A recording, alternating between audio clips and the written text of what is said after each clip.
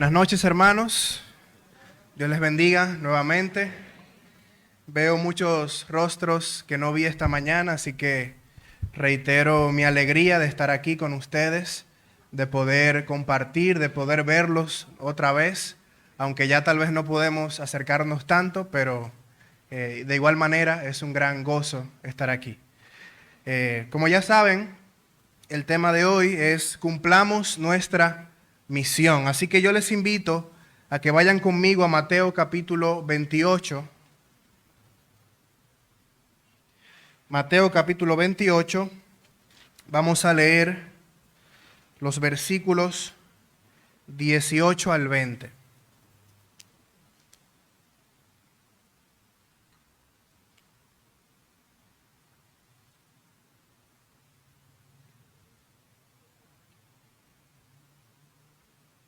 Mateo 28, versículos 18 al 20. Amén. Dice así la palabra del Señor. Y Jesús se acercó y les habló diciendo: Toda potestad me es dada en el cielo y en la tierra. Por tanto, id y haced discípulos a todas las naciones, bautizándolos en el nombre del Padre y del Hijo y del Espíritu Santo, enseñándoles que guarden todas las cosas que os he mandado. Y he aquí, yo estoy con vosotros todos los días hasta el fin del mundo. Amén. Vamos a orar, hermanos, para iniciar. Bendito Padre Celestial que moras en los cielos, te alabamos y glorificamos otra vez por tu gran bondad y tu gracia que tú has mostrado hacia nosotros en la persona de Jesucristo al salvarnos, no por nada digno que tú hayas visto en nosotros, sino únicamente por tu gracia y por tu misericordia. Gracias porque tú viniste a nuestro encuentro, tú dejaste las 99 para venir a buscarnos, y gracias porque hoy somos testigos de tu gracia, porque hoy damos testimonio de lo que tú has hecho en nuestras vidas. Y te pedimos, oh Dios, que tú en este momento abras nuestras mentes y nuestros corazones para recibir tu palabra, y que, oh Señor, podamos ser diligentes no solamente en oírla, sino también en cumplirla. Te lo pedimos en el nombre de Cristo Jesús. Amén. En toda empresa, institución u organización existe una misión. La misión es el propósito para el cual la empresa existe. La misión responde a la pregunta: ¿quiénes somos y qué hacemos? Es decir, expresa el motivo de la existencia de dicha empresa. De igual modo, cada persona, cada individuo tiene una misión de vida, tiene un propósito en su vida.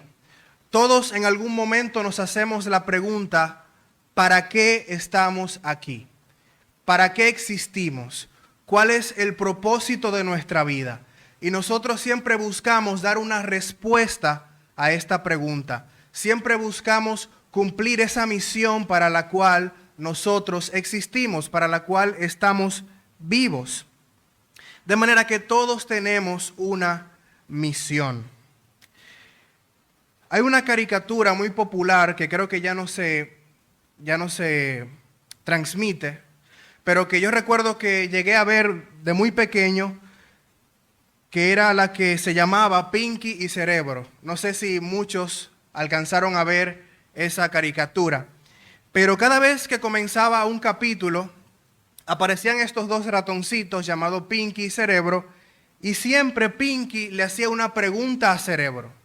¿Se acuerdan cuál era la pregunta? Él le decía: Cerebro, ¿qué haremos hoy? Y Cerebro siempre respondía de la misma manera. Él decía: conquistar al mundo, Pinky. Conquistar al mundo. Esa era la misión que ellos tenían en cada capítulo. Y de igual manera, hermanos, la iglesia de Cristo también tiene una misión. Nosotros, como cuerpo de Cristo, como el pueblo de Dios, tenemos una misión que debemos cumplir. ¿Y cuál es esa misión? ¿Cuál es nuestra misión? Nuestra misión, como decíamos en esta mañana, es ser testigos de Cristo que hacen discípulos de Cristo para la gloria de Dios. Debemos ser testigos de Cristo que hacen discípulos de Cristo para la gloria de Dios. Esa es nuestra misión. Y si en algún momento nos preguntaran cuál es la misión de la iglesia, deberíamos dar esta respuesta o una respuesta similar.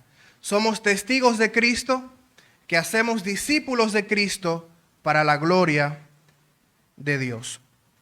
Y en esta mañana nosotros estuvimos viendo 3 razones por las cuales debemos hacer discípulos.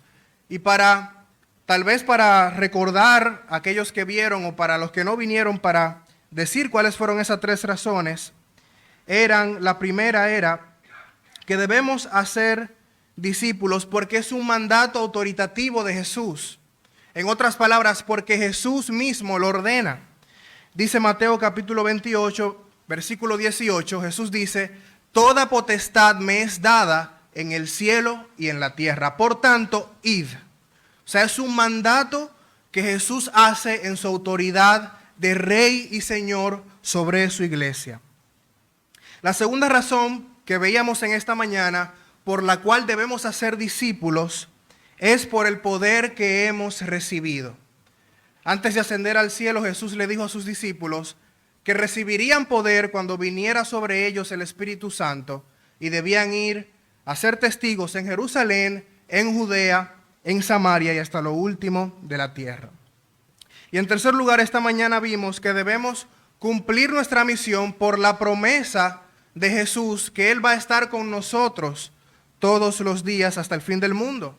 Él dijo: y he aquí, yo estaré con vosotros todos los días hasta el fin del mundo. Así que en esta mañana veíamos el porqué y ahora vamos a ver cómo debemos hacer discípulos. O en otras palabras, cómo debemos cumplir nuestra misión.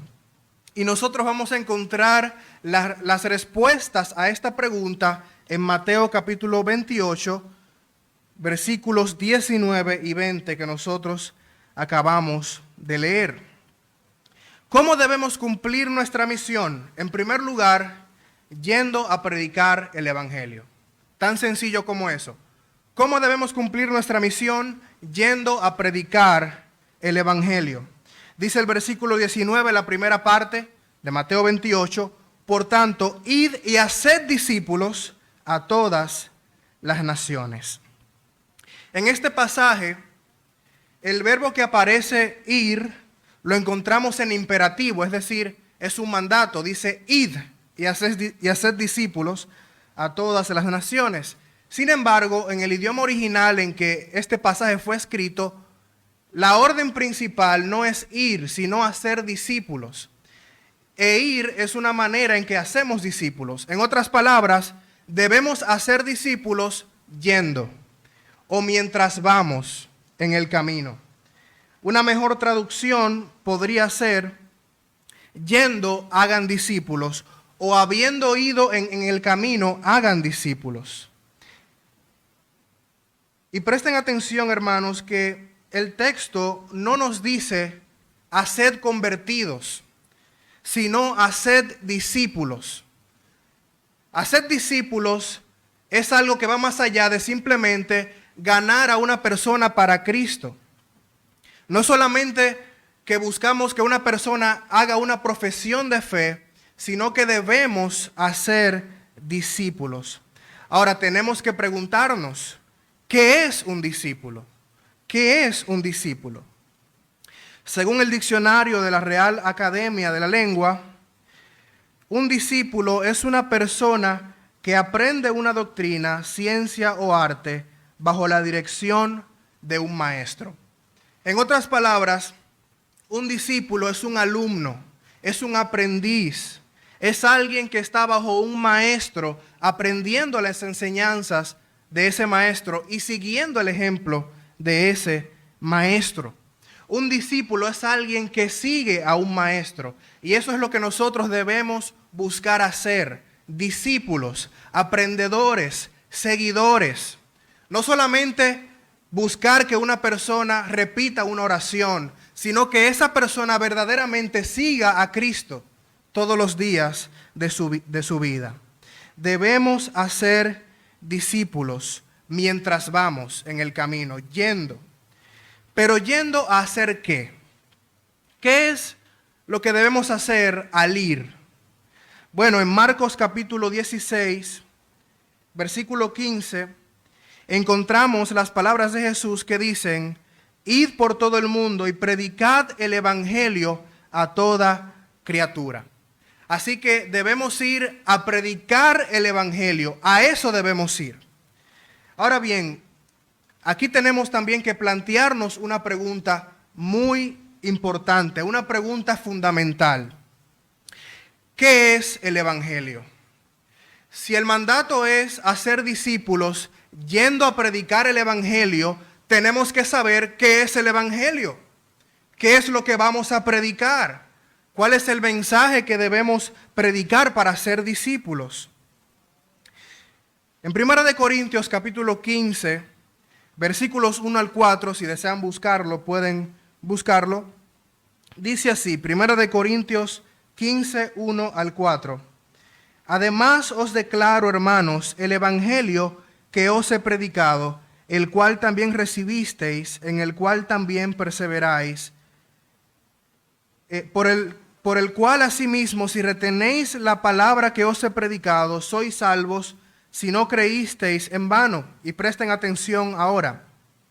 Porque primeramente os he enseñado lo que asimismo recibí, que Cristo murió por nuestros pecados, conforme a las Escrituras, y que fue sepultado y que resucitó al tercer día, conforme a las Escrituras.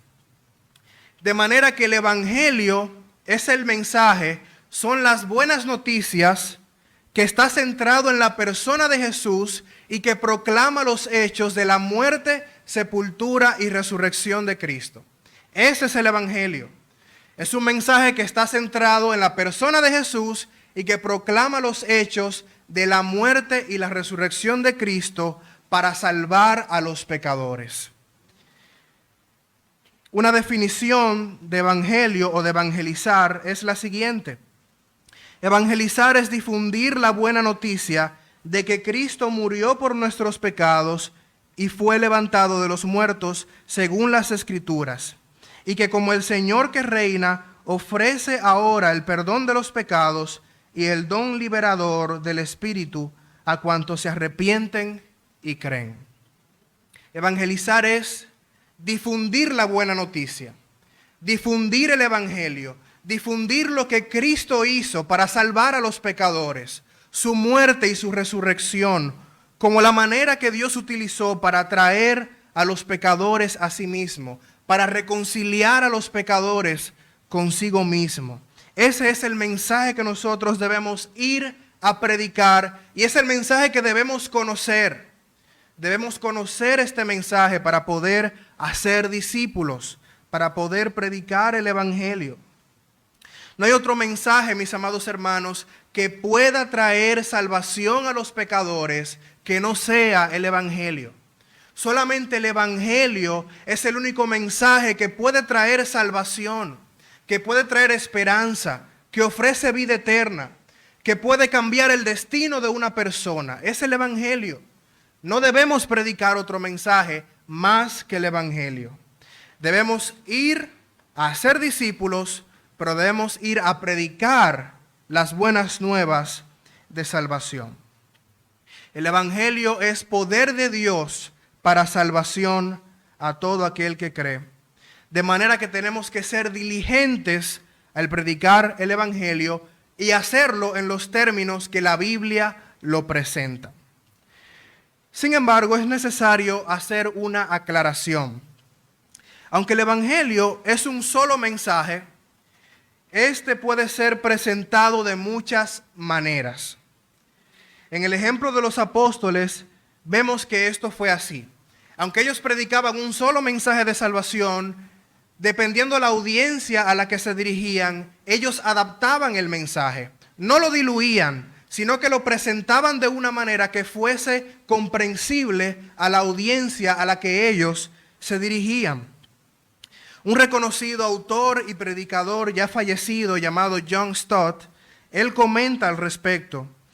Dice lo siguiente: hay un solo evangelio en el cual todos los apóstoles coincidieron, y Pablo incluso se atrevió a llamar anatema a todo aquel que, incluyéndose a sí mismo, predicara un evangelio distinto del apostólico original de la gracia de Dios. Sin embargo, los apóstoles lo predicaron de maneras diversas. Por ejemplo, mesiánico, la presentación de la ley prometida de Dios; también legal, el gran juez que declara justos a los injustos; personal, el padre que se regocija con sus hijos descarriados; salvador, el libertador celestial que viene a auxiliar a los desamparados; cósmico, el Señor del universo que reclama su dominio universal. Y dice John Stott, todo esto resulta tan solo una parte de todo lo que es. El Evangelio es un solo mensaje que proclama una misma verdad, pero puede ser presentado de maneras diversas. El Evangelio puede ser adaptado culturalmente dependiendo de aquellos a quienes se les predica. Y esto no quiere decir, mis hermanos, que vamos a diluir el mensaje, que vamos a quitar elementos que son necesarios en el mensaje. No es eso lo que estoy diciendo, sino que debemos presentar el Evangelio en términos que los que nos escuchan puedan entender. Por ejemplo, si a usted le invitan a predicar el Evangelio a un jardín de infantes, donde hay niños de 3 años, de 4 años, usted lo va a hacer diferente a si lo invitan a una universidad, donde van a haber jóvenes que tienen preguntas serias acerca de la existencia de Dios, que muchos de ellos son agnósticos, que son ateos. Obviamente eso requiere una presentación diferente. Se va a predicar el mismo mensaje del Evangelio, pero se va a hacer de una manera que sea comprensible para la audiencia a la que se está dirigiendo. Un ejemplo de esto lo encontramos cuando el apóstol Pablo estaba en Atenas, en Hechos capítulo 17. Él predicó frente a un público, una audiencia que era amante de la filosofía. Habían epicúreos y estoicos que eran personas que se dedicaban al estudio de la filosofía. Y Pablo presentó el Evangelio, pero en términos que ellos podían entender. Él comenzó hablando acerca del Dios que creó el mundo y todo lo que en él hay, y como el Dios que da aliento y vida a todas las cosas. Pablo habló del Dios verdadero que de una sangre hizo todo el linaje de la humanidad y que ahora ordena a la humanidad que se arrepienta porque va a haber un juicio futuro. De manera que Pablo predicó el Evangelio en términos comprensibles para una audiencia amante de la filosofía como eran los atenienses. Sin embargo, cuando él hablaba a los judíos, vemos que aunque predicaba el mismo Evangelio, también lo hacía de una manera diferente. Casi siempre él partía de la promesa hecha a Abraham, de Jesús como el cumplimiento de la ley y de los profetas. De manera que predicamos un solo mensaje que puede ser predicado, presentado en diferentes maneras. Ahora bien, ya hemos visto que debemos ir y que debemos ir a predicar el Evangelio. Pero también tenemos que preguntarnos, ¿a dónde debemos ir? Tenemos que ir, pero ¿a dónde debemos ir? ¿Cuáles son los límites de nuestra misión? ¿Qué nos dice el texto que leímos? Dice Mateo 28, 19, que debemos ir a todas las naciones. De igual manera, en Marcos capítulo 16, verso 15, dice que debemos ir a toda criatura. Lucas 24, 47 dice, en todas las naciones, comenzando desde Jerusalén. Y Hechos capítulo 1, versículo 8 dice, en Jerusalén, en Judea, en Samaria y hasta lo último de la tierra. De manera que así como Pinky Cerebro, ¿verdad? Nosotros tenemos una misión que es conquistar al mundo con el Evangelio de Jesucristo. Esa es nuestra misión, conquistar al mundo con el Evangelio de Jesucristo. Ahora, alguien aquí podría decirme, Ariel, pero ya eso se hizo. Eso está hecho ya. Todas las naciones conocen del Evangelio.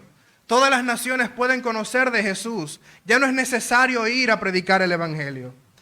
Sin embargo, déjenme decirle, hermanos, que nada más lejos de la realidad. Algo llamativo de Mateo 28, 19 es que la frase que se traduce a todas las naciones en el idioma original, en el griego, quiere decir a todas las etnias, es decir, a todos los grupos étnicos, a todas las tribus, a todos los lugares donde hay un grupo de seres humanos. Allí debemos ir a predicar el Evangelio, no solamente a las grandes naciones que conocemos, sino a esos grupos tribales, a esas etnias, a esos grupos indígenas que aún existen. Debemos llegar al Evangelio con ellos. Ahora bien, si piensas que son pocos los que faltan por alcanzar, déjenme darles algunos datos que nos van a ayudar a comprender cuánto nos falta todavía por alcanzar. En un conteo hecho en el año 2019, se determinó que en nuestro planeta existen 7.674 billones de personas. Y esa población se puede dividir en distintas religiones, como el cristianismo, el islamismo, el budismo, el hinduismo, religiones animistas, etc. Solo el 10% de la población mundial se considera seguidora de Cristo, y esto representa 1.78 billones de personas. Sin embargo, el 22% de la población mundial se considera cristiano nominal, es decir, personas que profesan ser cristianas, pero que no tienen ningún compromiso con la fe cristiana. Y esto incluye personas católicas y personas que pertenecen a otras sectas cristianas. El 40% de la población mundial ha escuchado de Jesús, pero sin ninguna respuesta. Y esto representa 3.12 billones de personas. 3.12 billones de personas que han escuchado el Evangelio, pero que lo han rechazado, que están perdidos.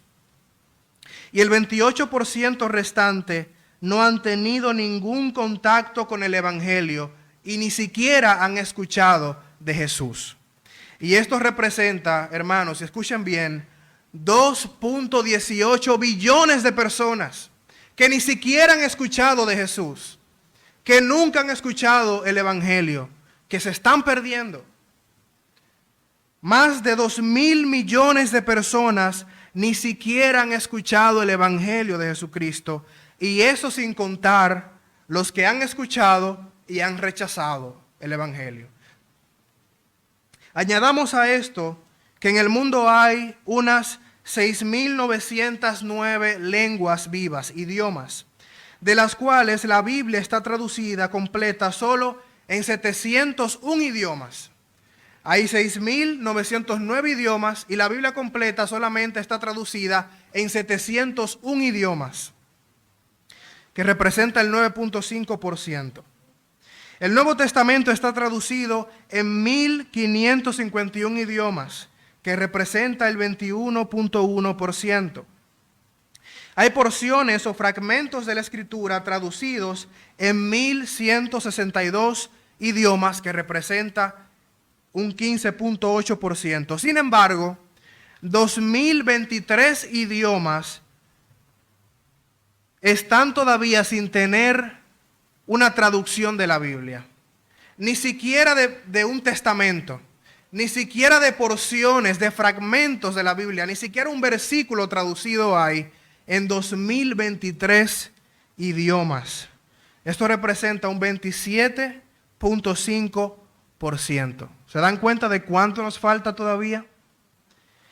En la ventana 1040, que está comprendida por 67 países, tales como la India, Pakistán, Nepal, China, Bangladesh, etc., hay más de 6.200 grupos no alcanzados. No personas, 6.200 grupos no alcanzados, compuesto por 1.476 billones de almas. Casi el 20% de la población mundial vive en estos pueblos no alcanzados. El 20% de la población mundial. Cada grupo es mayor a 11 millones de personas y no cuentan con iglesias ni misioneros capaces de alcanzar a esas personas. Y 49 de estos grupos están en países restringidos al evangelio, es decir, países donde no se permite predicar el evangelio, donde si vamos a predicar posiblemente o te quitan la vida, o te torturan, o te meten preso, pero no vas a salir muy bien. Ahora bien, no nos vayamos muy lejos, hermanos. Estoy dando esta información solo para que veamos que no es cierto que hemos alcanzado el mundo. Pero no nos vayamos muy lejos. Pensemos en nuestro propio país. Es más, pensemos en nuestra ciudad. Pensemos en este pueblo. ¿Cuántas personas no conocemos que aún están sin Cristo? ¿Cuántas personas no vemos que tienen sus vidas entregadas al pecado, que tienen sus vidas entregadas a los vicios, que viven en perdición y que se dirigen rumbo a un destino sin Dios en el infierno? ¿A cuántos no conocemos así en nuestra propia Jerusalén? ¿A cuántos no conocemos que están perdidos? Como decía la canción que cantaba Giselle y como también decía Pablo en Romanos capítulo 10, ¿cómo pues invocarán a aquel en el cual no han creído? ¿Y cómo creerán en aquel de quien no han oído? ¿Y cómo oirán sin haber quien les predique? ¿Y cómo predicarán si no fueren enviados? Como está escrito, cuán hermosos son los pies de los que anuncian la paz, de los que anuncian las buenas nuevas. No podemos pretender, hermanos, que esas personas se van a salvar por acto de magia. Es nuestra responsabilidad de ir y predicar el evangelio, comenzar por nuestra Jerusalén, o sea, por nuestro propio pueblo, por nuestra propia gente, pero seguir más allá de nuestras fronteras. Porque la misión no es local, es global. Es una misión que abarca a todo el mundo, a todas las naciones, a todas las etnias, como hemos mencionado. Y es nuestra responsabilidad. Nuestra misión es expansiva. Es decir, no solamente debemos enfocarnos en un grupo, sino que debe irse expandiendo. Y eso es lo que vemos en el libro de Hechos. El evangelio se expandió de Jerusalén hasta Roma, que era lo que se conocía en ese tiempo, hasta lo último de la tierra conocido en ese tiempo. Decía John Stott lo siguiente, él decía, debemos ser cristianos globales con una visión global porque nuestro Dios es un Dios global. Debemos ser cristianos globales con una visión global porque nuestro Dios es un Dios global. Dios es para todos los pueblos. En el libro de Apocalipsis nosotros vemos un hermoso cuadro donde personas de todas las naciones, de todo pueblo, tribu, lengua y nación adoran al Cordero, adoran a Jesucristo. Dice en el capítulo 5 de Apocalipsis, versículo 9, lo siguiente, dice, y cantaban un cántico nuevo diciendo, digno eres de tomar el libro y de abrir sus sellos, porque tú fuiste inmolado y con tu sangre nos has redimido para Dios. Y escuchen bien, de todo linaje y lengua y pueblo y nación. Dios es un Dios para todas las naciones, para todos los pueblos.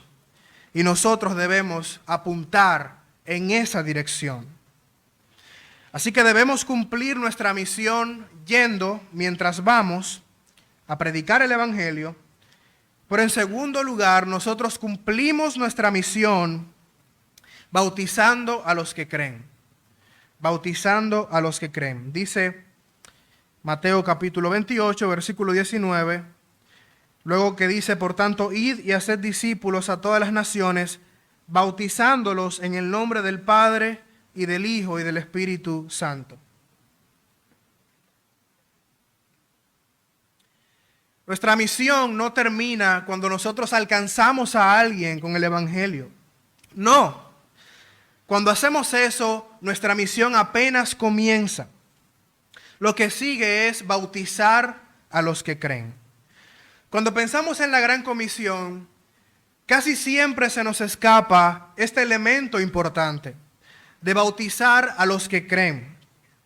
Ahora bien, es necesario que nos preguntemos ¿qué es el bautismo? ¿Qué es el bautismo? El bautismo es la manera bíblica de identificar al nuevo creyente con Cristo. Es la manera que se estableció en las Escrituras de identificar al nuevo creyente con Cristo. El comentarista Samuel Pérez Millos comenta que el bautismo cristiano en agua simboliza el bautismo regenerador del Espíritu que se aplica y produce en la experiencia de cada cristiano al momento de creer. El bautismo en agua simboliza el bautismo regenerador, el bautismo que nosotros experimentamos en nuestro interior en el momento de nuestra salvación. Simboliza este hecho que ocurrió dentro de nosotros al momento de creer. En otras palabras, el bautismo en agua es un testimonio público de lo que pasó con nosotros cuando creímos en Jesucristo. Dice Romanos capítulo 6, versos 3 al 4, dice: ¿O no sabéis que todos los que hemos sido bautizados en Cristo, hemos sido bautizados en su muerte? Porque somos sepultados juntamente con Él para muerte por el bautismo, a fin de que como Cristo resucitó de los muertos por la gloria del Padre, así también nosotros andemos en vida nueva. De modo que el bautismo en agua es una representación visible de lo que sucede dentro de nosotros internamente al creer. Es necesario aclarar que el bautismo, a diferencia de lo que muchos enseñan y creen, no es para salvación. El bautismo no es una condición para ser salvos. No es que yo tengo que bautizarme para ser salvo. No, el bautismo no es una condición para ser salvo. Sin embargo, no por esto es menos importante. No porque no sea una condición para ser salvo, quiere decir eso que debemos tomar a la ligera el bautismo. Porque Jesús lo incluye en la Gran Comisión, entonces es importante. El bautismo tiene una importancia enorme porque Jesús mismo lo incluye aquí en la Gran Comisión y es un requisito para ser un discípulo de Cristo. Podríamos decir que para ser un discípulo de Cristo debemos cumplir con la orden de ser bautizados. Los primeros cristianos bautizaban a los que creían una vez que ellos respondían con fe al mensaje del Evangelio, y desde entonces esta es una práctica común en la iglesia. Así como el eunuco etíope le dijo a Felipe, cuando le dijo: aquí hay agua, ¿qué impide que yo sea bautizado? Felipe le respondió: si crees de todo corazón, bien puedes. Él había creído previamente y entonces procedió a bautizarse. Y hay mucho debate, mis hermanos, en el cuerpo de Cristo sobre cómo debe bautizarse y sobre qué edad es la edad correcta para bautizarse. Y yo no pretendo abundar en esto en esta noche. Sin embargo, debo decir que lo que vemos en la Escritura es que el bautismo es por inmersión.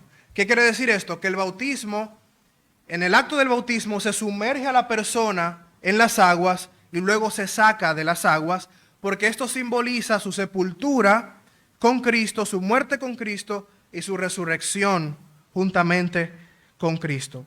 Y también vemos que el bautismo era algo que se hacía luego de que una persona había creído. Entonces, si un niño, ¿verdad? Si un chico, un adolescente, un niño, muestra haber creído verdaderamente, muestra frutos de su fe, de que es un verdadero creyente, no hay, a mi entender, ningún problema con que sea bautizado. Como mencioné anteriormente, el bautismo no es una condición o requisito para salvación, no obstante es necesario como un acto de obediencia. El bautismo, hermanos, es como el anillo de bodas.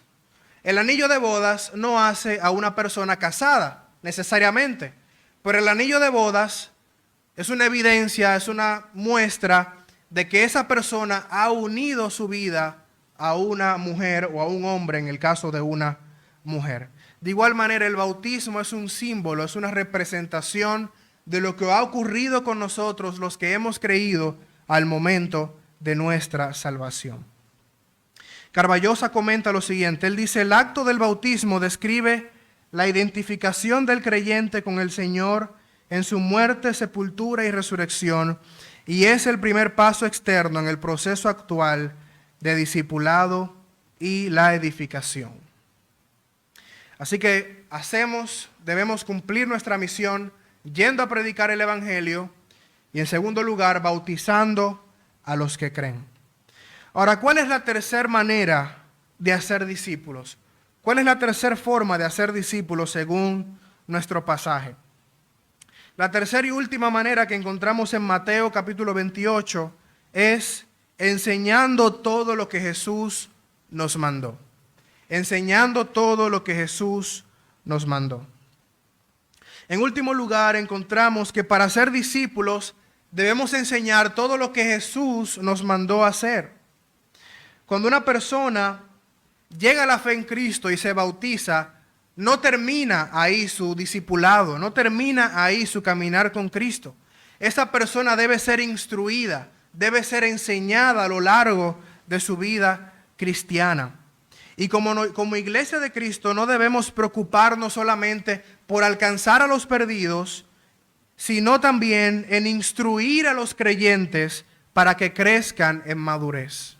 No solamente debemos enfocarnos en alcanzar a los que no conocen al Señor, sino en instruir a los que ya han venido a Cristo.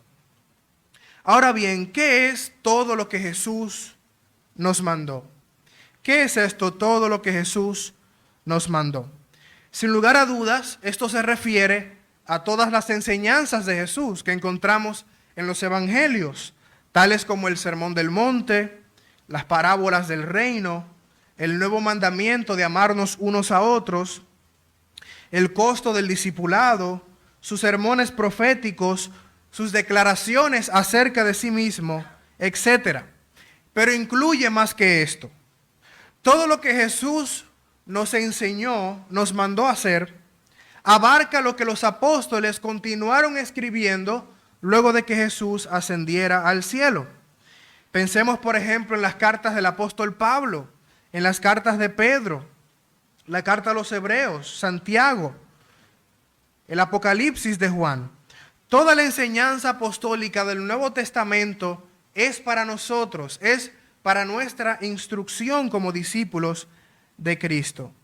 Sin embargo, en un sentido más amplio aún, todo lo que Jesús nos mandó abarca todo lo que las Escrituras dicen. Todo lo que tanto el Antiguo Testamento como el Nuevo Testamento dice. Eso es lo que nosotros debemos guardar. Eso es lo que nosotros como iglesia debemos enseñar.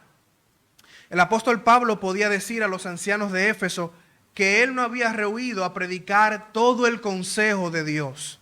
Y de igual manera como iglesia debemos predicar todo el consejo de Dios. Predicar toda la Escritura, todo lo que Dios nos ha revelado, eso es para nosotros, es para nuestra instrucción. Cuando un niño llega al mundo, cuando un niño nace, para su sano crecimiento ese niño necesita comer, necesita alimentarse todos los días. De lo contrario, tendrá un crecimiento precario y en el peor de los casos, ese niño puede morir. De igual manera, los que vienen a Cristo deben comer, deben ser instruidos en todas las enseñanzas de las Escrituras. Warren Wiersbe comenta: un discípulo entonces es aquel que ha creído en Jesucristo y expresado esta fe al bautizarse. Permanece en la comunión de los creyentes para poder aprender las verdades de la fe. Entonces puede salir para ganar a otros y enseñarles. Este fue el modelo de la iglesia del Nuevo Testamento. La única manera en que una iglesia local puede fructificar y multiplicarse, en lugar de crecer mediante añadiduras, es mediante un programa sistemático de discipulado. Esto es la responsabilidad de todo creyente y no solo de un pequeño grupo que ha sido llamado a ir. Así que, ¿cómo debemos cumplir nuestra misión? ¿Cómo debemos ser testigos de Cristo que hacen discípulos de Cristo para la gloria de Dios? Debemos ir a predicar el Evangelio, debemos bautizar a los que creen y debemos enseñar todo lo que Jesús nos mandó. La gran comisión, mis amados hermanos, es nuestra misión. Es nuestra misión. Somos testigos de Cristo que deben hacer discípulos de Cristo para la gloria de Dios. Como iglesia debemos empeñarnos y esforzarnos en cumplir nuestra misión de manera responsable y diligente.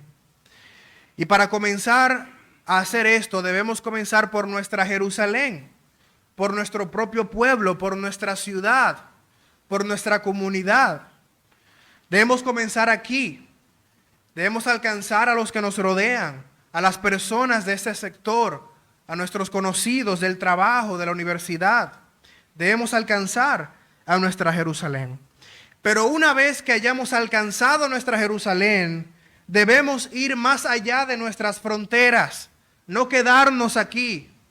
Debemos ir más allá de nuestras fronteras, a esos lugares donde no hay mucha presencia del Evangelio. No olvidemos que nuestra misión es global, es decir, que abarca todas las naciones, tribus o etnias de la tierra. Como iglesia debemos involucrarnos en esta misión de Dios en el mundo, ya sea con nuestras oraciones, ya sea con nuestras ofrendas, con nuestras finanzas, o ya sea, como idealmente debería ser, enviando misioneros a esos lugares. Como decíamos en la mañana, hermanos, aunque la misión es grande y difícil, tenemos el poder del Espíritu Santo para hacerla y tenemos la presencia del Señor con nosotros, que ha prometido estar todos los días hasta el fin del mundo. Y para aquellos que están aquí, que todavía no conocen al Señor, déjame decirte que no hay otro camino por el cual tú puedas ser salvo, que no sea por medio de Jesucristo. Él dijo: yo soy el camino y la verdad y la vida, y nadie viene al Padre si no es por mí. Jesucristo es el único camino para llegar a Dios. Es el único camino para reconciliarnos con Dios. Y Él es el único que puede darte perdón de pecados y vida eterna. Vamos a orar. Amante Dios, te alabamos y te agradecemos por esta oportunidad de poder hablar tu palabra. Gracias, oh Dios, porque tú nos hablas en ella acerca de la misión que tenemos que cumplir. Y gracias, Padre, porque tú no nos has dejado solos. Tú, Señor, nos has dado el poder que necesitamos y has garantizado estar con nosotros.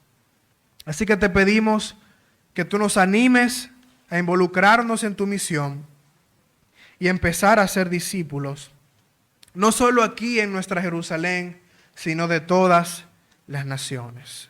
Y yo te pido, Señor, que si hay alguien en este lugar que todavía no conoce a Cristo, que no ha entregado su vida a Cristo, que pueda reconocer al Señor Jesús como el Salvador y Señor de su vida. Te lo pido, Dios, en el nombre de Jesús. Amén.